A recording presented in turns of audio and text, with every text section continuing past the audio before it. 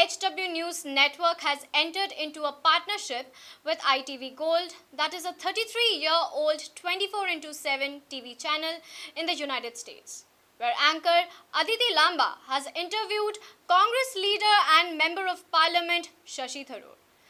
In the course of interview, Tharoor had spoken about his association with the Indian National Congress, his views on the recent Kerala flood incident, and also his preparations for the upcoming 2019 general elections. Let us hear what he has to say. Hello everyone, you are watching ITV Gold and I'm your host Aditi Lamba. On the show today, it's an honor and privilege for us to have an author, a politician, an international former diplomat, someone who is one of the biggest faces of modern India and a huge voice for the Indian youth. On the show today, we have Mr. Shashi Tharoor, currently the second-term member of the Indian Parliament. He does represent the Trivandrum constituency from Kerala, and right now he's with us on ITV Gold. Mr. Tharoor, it's an honor and a privilege to have you here with us. Good to meet you. Thank you. It's amazing to have you here right now. And before I even start this interview, you've been very vocal about your support to the Kerala community post all of the floods and the disasters that have happened, even with your hashtag Proud to be Malayali. So I would just like to take this moment for you to sort of reach out to the audience, especially to the Indian Malayali community, and just give your words of support and encouragement and anything that you want the NRI community to help right now with. Sure. Well, the immediate crisis is now over, but I guess you could anatomize the whole thing in 4 R's. The first was rescue. There was an urgent need to actually save people who were marooned on tops of their houses. Right. There's been an extensive crisis of flooding in about 7 or 8 of our 14 districts. Yes. And many people were in dire straits. We had, fortunately, the Navy coming in, Army helicopters, the Coast Guard, and even ordinary fishermen, people who basically live below the poverty line, came out in their boats and saved people's lives. It was extraordinary. Right. The second R was relief. That was done pretty well by the state government and the district administrations, the network of collectors, and ordinary people, again, chipping in with their support. A school holiday was declared, and the result was that the schools were converted to refugee camps. So you didn't need to build separate camps. People were sleeping in classrooms while they couldn't get back to their homes. The third R is the risk of disease. Much of that has been controlled, but there are some problems. There was a big worry about cholera. That didn't happen because I guess Keralites were smart enough or educated enough not to drink contaminated water. So there's been no major outbreak of that kind of problem. But there is, unfortunately, a severe risk of an illness called leptospirosis, which comes from standing in the water because the contaminants in the water, mainly rodents' urine and so on, come in through your mucous membranes and affect your kidneys and lungs. And 7 people have died, 149 in hospital. So it's still a fairly serious issue. And finally, we have the rebuilding and reconstruction challenge, which is enormous because the damage has been extensive. 50,000 homes have been destroyed or damaged. 39 bridges are down. 80,000 kilometers of roads were damaged. Quite a devastation. All of this, really decades of infrastructure built up in Kerala will now have to be rebuilt. And that, I'm sorry to say, is what now looms ahead for many years to come. So how can people help? I think the kind of relief assistance is now tapering off. There's less need for that. But assistance to help rebuild and reconstruct would always be welcome. And I think giving aid to the Chief Minister's Relief Fund or to respected and trusted NGOs who are working out there is something that all of us anywhere in the world can do. And I hope that people watching your show will do it too, Aditi. How has dealing with this, representing Kerala and, with all of the work you've done with the United Nations, with the previous governments in India, how has this experience been for you while you're dealing with these current situations, personally? Well, in the current situation, I have to admit that because my party is not in power, either in Kerala or in Delhi, I don't have any executive responsibility. The best I can do is speak, bring attention to the problem. I went to Geneva and met with the UN humanitarian agencies and got their advice. And I've been seeing the Chief Minister of Kerala quite regularly and briefing him on my insights and ideas. And I must say he's been very attentive and very grateful for whatever help I could give. I'm also, frankly, a strong critic of the central government's decision not to accept any international assistance. I feel that's petty. If the central government cannot give the people of Kerala all that they need to rebuild what could easily be Right. 15, 20, 30 years of built-up infrastructure, then they should allow the rest of the world to chip in where countries are willing to do so. I agree India need not go out with a begging bowl, Right. but where people volunteer to help, no country claims to be too proud to turn them away. The US accepted help when Katrina happened. Right. I remember the Indian government sending $5 million to the US, and the US didn't say, oh, we're too important to accept that. Exactly. So I think the attitude of the Indian government needs to be changed. And just talking a little bit more about the Indian government, as you just brought it up, you have been very vocal about your stand against the central government, and now we are looking at the Indian government having their elections next year. This year, your voice for Congress party has been very, very vocal. You are someone that has been looked at as someone to be trusted in the Congress party. Thank you. When you are now looking at what's happening in the government, when you are unhappy with certain decisions that are impacting the constituencies that you're working with, what is going to be your role in the next coming months, as well as when you reflect on these issues with the central government?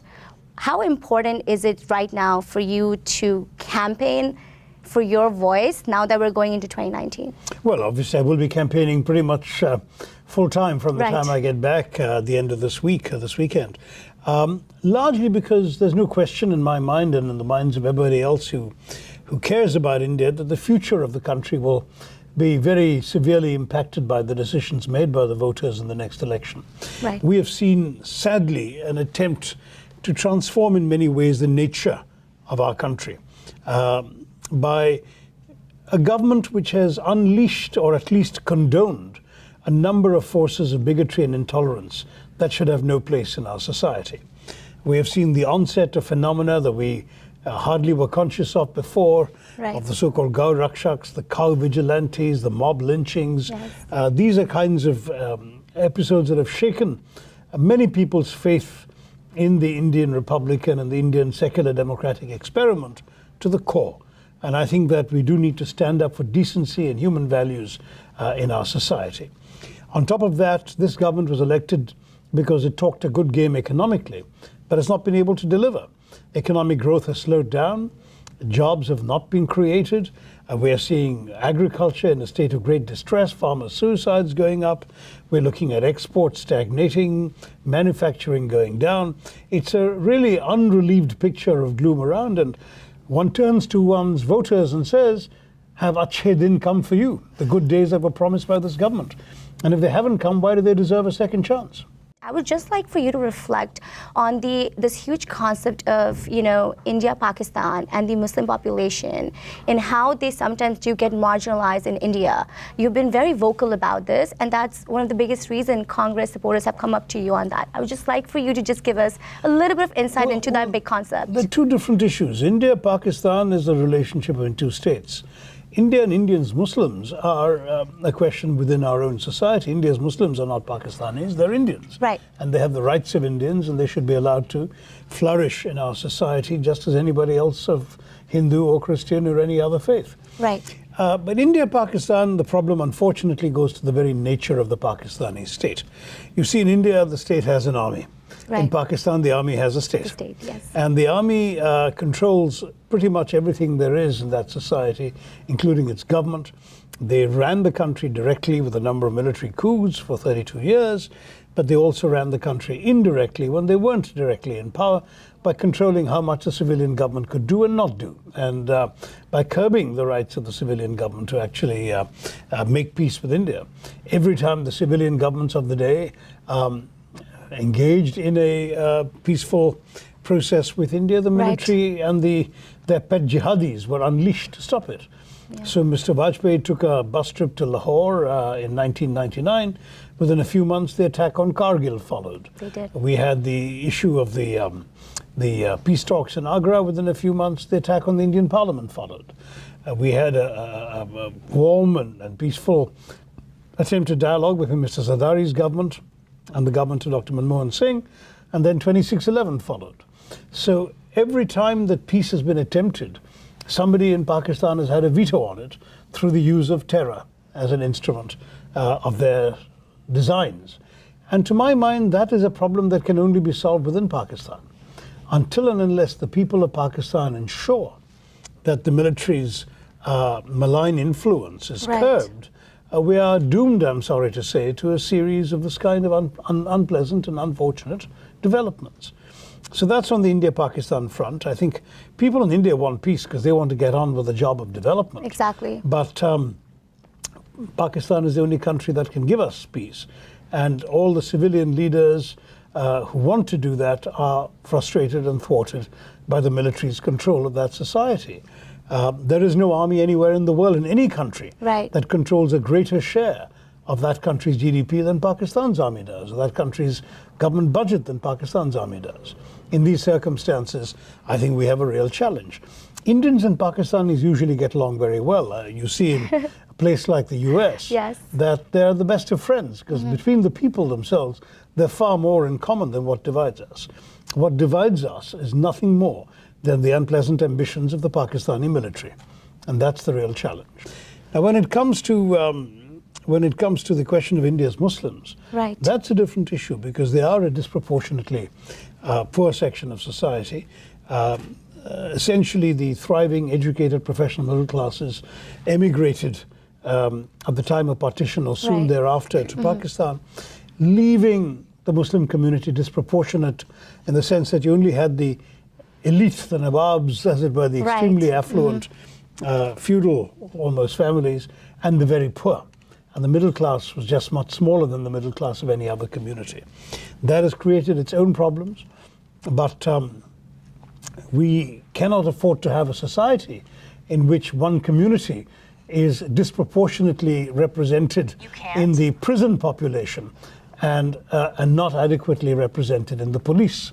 So it seems to me we need to actually have much more by way of affirmative action to encourage opportunities for Muslim Indians to participate in the great adventure of Indian democracy and development. This is where the bigotry that the government is promoting is so unfortunate, because honestly, to see the Muslims as somehow the source of a problem is absurd when, as we know from the work of the Sajjar Commission, they are actually amongst the least privileged, poorest, most unfortunate sections of our society.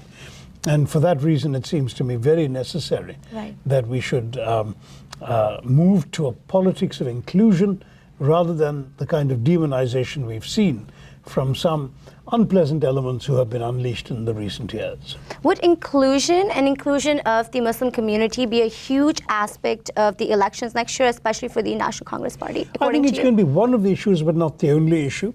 Because we're also conscious that the BJP wants to polarize the electorate. And part of the problem is, I mean, we know that the minority communities know that our heart is in the right place as far as they're concerned.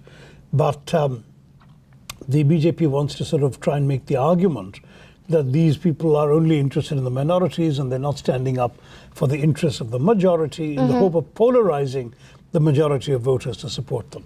So I think it's equally important that we hammer away at the economic failures, the misgovernance, the mismanagement that has been such a feature of the BJP.